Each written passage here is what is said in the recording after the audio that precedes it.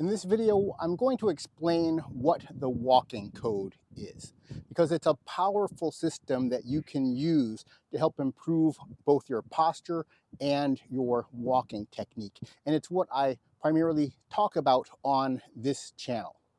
The walking code is a system that I created based on my analysis of the 8 fundamental energies of Tai Chi, which are the foundation of Tai Chi movement and are supposed to explain how we perform all of the motions in Tai Chi. But in Tai Chi theory, the description of these energies is done in a vague and metaphorical way that doesn't translate very well to our modern understanding of anatomy.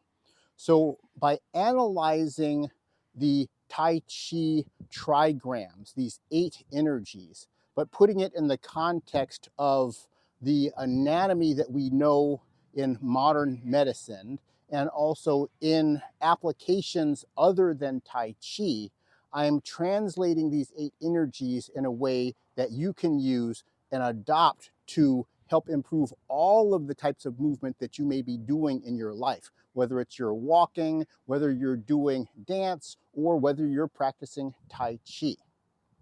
So let's look at where the walking code or these 8 energies come from. So let's think about human locomotion or walking on 2 legs. Humans are the only existing creatures who can walk on 2 legs. And it's one of the defining elements of what it is to be a human. Evolutionarily speaking, walking on 2 legs is one of the things that allowed the advancement of human evolution, because it took the motions of locomotion, which many other or most other animals use a great portion of their brain dedicated to performing movement activities. And for humans, it compartmentalized this locomotion function into a smaller, more reflexive portion of the brain, and then allowed our cerebrum, our cognitive portion of the brain, to grow and expand separately and focus on all of the knowledge and other skills that have become representative of humanity. While our reflexive movements are performed using the more reflexive portion of the brain connected to our spinal cord and our spinal reflexes. Now, humans have a very remarkable, complex spectrum of movements that we can perform. So how can this be done in a simple or relatively simple reflexive format? Well, what it is that our complex rotation of our waist muscles, our hip muscles, our knee muscles, our ankle muscles that keep us in balance and allow us to stand up walking on 2 legs without thinking about it, all of this complex system of movement can be broken down into 8 simple or relatively simple patterns of movement. And when you think about it this way, all of the complex stuff we do, maybe in gymnastics, playing football, walking uphill, walking downhill, squatting, doing anything that we do on a routine basis, you can base all of this off of 8 relatively simple patterns that your brain on a reflexive basis needs to recognize. Those patterns are the code. 8 fundamental patterns of movement, and that's what I'm going to share with you today. So they're based on the fact that we have 3 elements of our core, and these 3 elements move in conjunction with each other to perform balanced movement on 2 legs. The 3 elements are, first is going to be our upper core muscles that rotate the thoracic spine in the chest. Then we have our lower waist muscles, or our lower abs, that rotate our lumbar spine and pelvis. And that's centered around the belly button and the lower abdominal area. And then we have our hip muscles, which power each movement.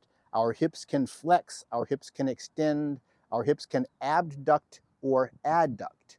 But primarily, we use the power of flexion or extension from the hips to create movement. The 8 energies, or the 8 what I call core techniques in the walking code, are the combinations of movement coming from the upper waist, lower waist, and the hip muscles. So why are there only 8 patterns? So let's look at it this way. With our upper waist, we can turn either clockwise or counterclockwise. This is the rotational muscles, primarily the external obliques, that turn the body across to the other side. My external obliques on the right turn the body across to the left. My external obliques on the left turn across to the right. They also flex the spine forward like this, as if we were doing a sit-up. But when we use them correctly on one side or the other side, in conjunction with our lower abs and our hips, it allows us to remain perfectly balanced in a vertical position. So we are using them always in a rotational sense, one side or the other side. If we use both sides together at the same time, that leads to an overuse of the flexion portion of them, which is going to topple the body over forward. The lower abs are also used rotationally. They move in the opposite direction from the upper abs. So they rotate back towards the side where they're active. Left lower abs are going to rotate back on the left. Right lower abs are going to rotate back on the right. They also serve to posteriorly rotate the lumbar spine, or flex the lumbar spine forward, and that pulls the pelvis into a posterior movement. And when we balance our upper waist rotation and flexion of the spine forward with our lower waist rotation and flexion of the lumbar spine upward, they combine to keep us in a perfectly vertical position with a neutral posture. If we use them incorrectly, what happens is other imbalances like slouching or anterior pelvic tilt with a lordotic posture or duck feet, things that don't keep the body lined up. So using the 8 energies in the proper sequence and in the proper proportions allows us to keep vertical posture. So there are 8 techniques, because we have only 2 options of waist rotation, upper waist rotation, clockwise, counterclockwise. We have 2 options for lower waist rotation, clockwise, counterclockwise. And then we have 2 options for hip action, because we only power with one hip at a time. We can either power by extending the active hip, or we can power by flexing the active hip. So since we have 2 hips, 2 options each, that is 4 options for hip action. Multiplied by the 4 possibilities of waist rotation, we get 16 possible combinations of movement that involve proper rotation of the upper waist, proper rotation of the lower waist, and proper hip action. Half of those are mirror images, which leaves only 8 options. Those are the 8 energies. And in the walking code, each of those energies has a specific name. And every motion that you're doing, whether you're walking on flat ground, power walking, walking uphill, downhill, upstairs or downstairs, is going to be created by a sequence of those 8 energies, one following the other in a continuous fashion. And so the 8 energies I'm going to go through very quickly. 4 of them are going to be powered by hip flexion. The first one I call set, where we flex the active hip, in this case my right hip, we turn the upper waist towards that hip, and we turn the lower waist or lower abs away from that hip. This is called set, and I call it set because it settles the weight onto one leg. We use this all the time when we're walking. We use it when we place our heel on the ground and begin to shift forward, that is set, powered by flexion of the rear leg hip and waist rotation on the forward side, this side being my right side, before we step. The next movement is going to be sink. In sink, instead of turning the upper waist towards the flexing hip like we do in set, we turn both the upper and lower waist away from the flexing hip. This causes our weight to sink further. You'll notice more knee flexion in sink than you did in set, which is why I call it sink.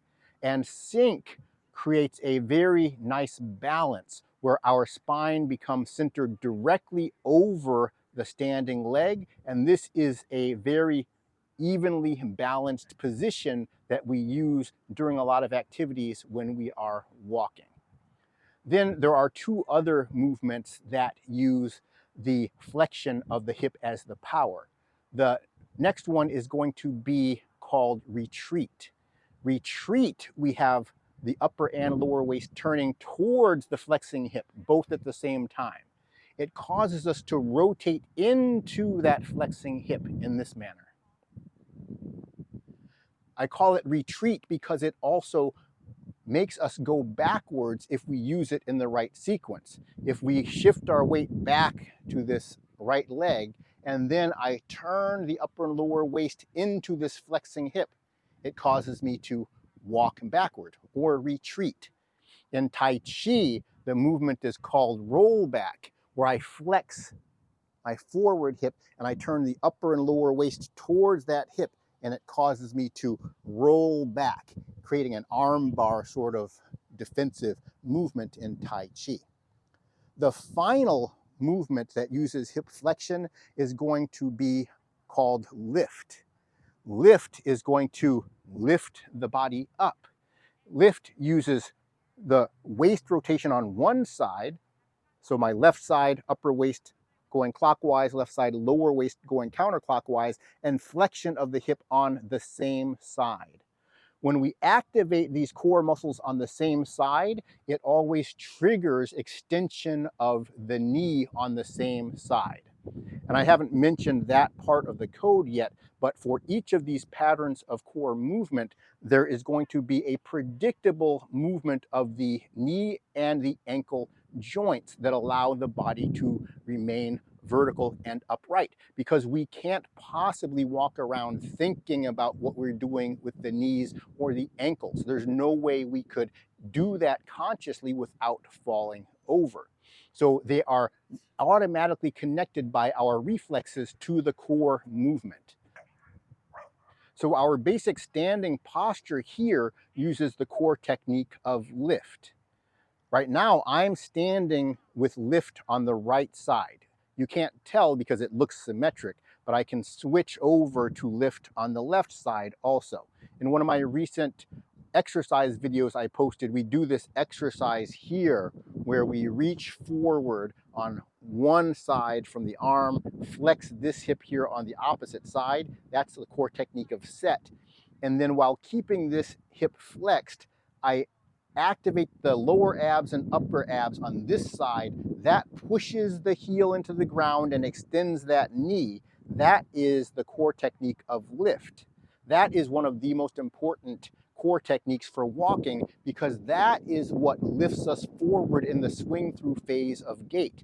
After using set, getting the body into the position where your foot is flat, now I lift. Using the core muscles on this right side, it lifts the body forward. That is what creates the swing through phase of gait in a vertical manner, rather than what some people try to do is lean forward and push. So when we're walking in a balanced vertical fashion, we have set and then we have lift. And then we have to put our heel down in a controlled fashion. And when we do that, we're using the core technique I already mentioned of retreat, where the upper and lower waist turn towards the flexing hip. From set, lift, retreat, and then set, lift, retreat, it goes in a sequence. I talk about the mantra on the walking code, turn, tuck, lift, which basically tells you which motions you're going to activate in sequence to make the walking in a forward line happen smoothly. We begin by turning the upper waist to place the heel, tucking the pelvis to bring us through into the set position. This is loading response, and then activating the hip to lift. So turn, tuck, lift is that sequence that gets us the perfect walking technique using the 8 core techniques, or 3 of the 8 core techniques. Now, there are 4 core techniques that use hip extension. And many people use hip extension at the wrong time when they're walking, and that can lead them to pitch over at the waist and have poor posture, or to have an overextended upper back and anterior pelvic tilt because they're using hip extension at the wrong time. So the 4 hip extension energies, one is going to be called reach, where we extend the hip for power, and we have the core waist rotation on the opposite side. That is going to be reach. My upper waist is turning forward on the right, lower waist turning backward on the right, extension of the left hip. That is going to be reach. If we were kickboxing, reach is used to throw a jab. Then we have a core technique called push. Push is going to be also using hip extension, but the waist rotation is going to be on the same side as the extending hip. So as I extend my left hip, I am rotating forward on the left, and my lower abs are rotating backwards on the left, creating a pushing action here. In boxing, from this position, it creates the cross. So if we were doing kickboxing and you wanted to do the 1-2 punch, we would be doing reach, push in sequence with one another, one followed by the other. Then there are 2 additional core techniques using hip extension. One is called pulse. In pulse, we are turning the upper and lower waist towards the extending hip, creating a powerful energy that moves the body towards the opposite side. We don't use pulse in too many situations on walking on level ground, but we use pulse in combination with push when we are trying to get ourselves into the air, like when we are running. When we're running, we are always using a combination of push followed by pulse to get us into the air, which is why I called it pulse.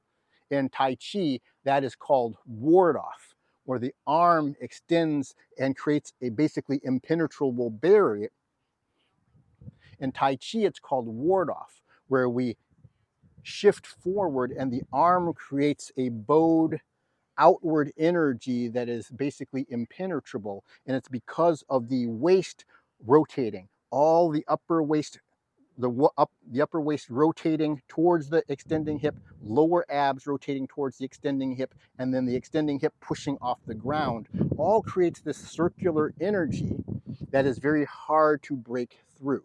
So that's called ward off in Tai Chi, or pulse in the walking code. And then the final of the 8 energies is called reach back.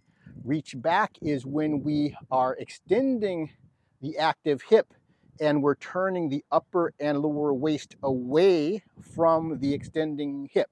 So you can see why I call it reach back. It's reach back with the leg, as opposed to reach, which was reach forward with the arm, or if you're walking downhill, we're actually using reach forward or just reach with the leg, with the extending hip opposite the side of the waist rotation. So that is reach, or you could call it reach forward, and then this would be reach backward. I did an exercise routine video that you can watch on the channel where we are alternating between reach forward and reach back. This is a great exercise to help with your gluteus medius strength and working on your core rotation. and coordinating your upper body with your lower body. So that is the walking code. Those are the 8 energies that we are using during all of the movements that we're doing when we're standing on 2 legs. If you learn the code, which you can in much more detail on my walking code online course, which is available on my website, which I will link above and in the description section. If you learn the code, then it's much easier to follow the many videos that I do. I don't try to speak in the language of the code on my YouTube videos because most of the people who are watching them don't know the code. And sometimes it can cause the videos to get a little bit more wordy because I have to describe each motion that's happening.